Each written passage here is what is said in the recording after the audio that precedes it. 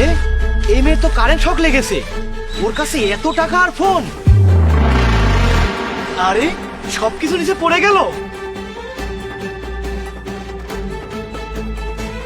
এত টাকার আইফোন, আমি যদি তাকে বাঁচাই তাহলে তো সবকিছু তাকে দিয়ে দিতে হবে।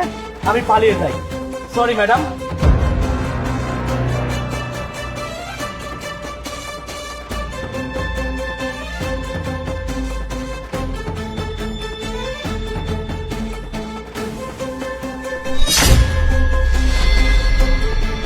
আরে ওই মেয়েটার কি হয়েছে? মনে হচ্ছে কারেন্টের শক লেগেছে। আমি এখন কি করব? তাকে তো বাঁচাতে হবে। আরে ম্যাডামের তো কারেন্ট শক লেগেছে। আমি যদি তাকে না বাঁচাই তাহলে তো সে মরে যাবে। কিছু তো একটা করতে হবে। আমি তার গায়ে হাত দিলে তো আমাকেও কারেন্ট শক করবে। কিন্তু কি করব? ছাতা, এটা তো প্লাস্টিক, এটা তো কারেন্ট শক করে না।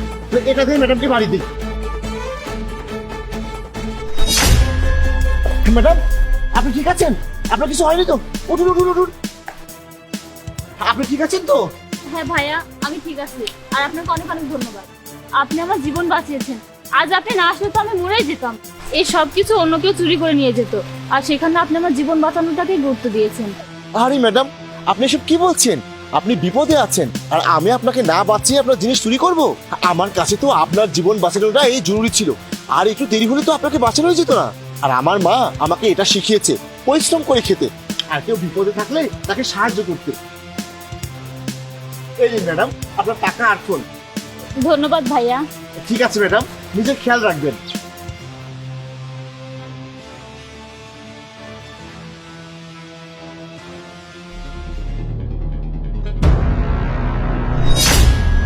ম্যাম আপনি এখানে?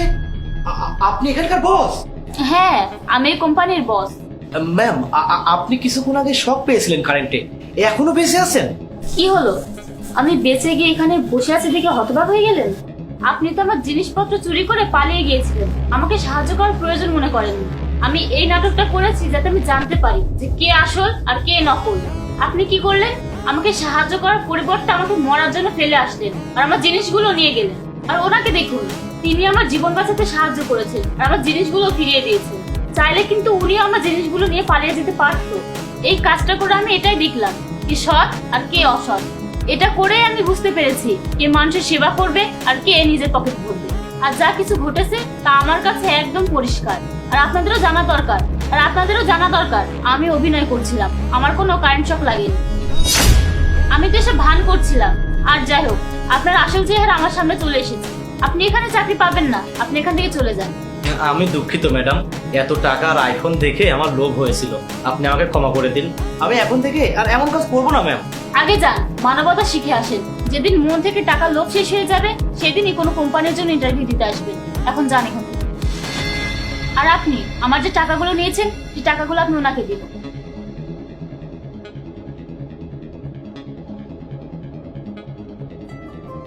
কংগ্রাচুলেশন, আপনি আমার কোম্পানির জন্য একজন সুইটেবল পারসন। আপনি টাকাটা রাখুন, আপনার কাজে লাগবে। ম্যাডাম এই নিন আপনার টাকা আর ফোন। আমি ব্যক্তিগত কিছু চাই না, আমি এই টাকা নিতে পারবো না। আপনি যে আপনার কোম্পানিতে আমাকে চাকরি দিয়েছেন এটাই আমার জন্য যথেষ্ট। প্লিজ টাকাটা রাখুন। আপনার মতো লোকদের দেশের গরিব মানুষদের জন্য টাকাটা দরকার, যারা নিজের আগে অন্য মানুষের কথা চিন্তা করে। এই টাকাটা আপনার জন্য। ঠিক আছে ম্যাডাম, কিন্তু আপনার ফোনটা নিন। আপনাকে অনেক অনেক ধন্যবাদ ম্যাডাম।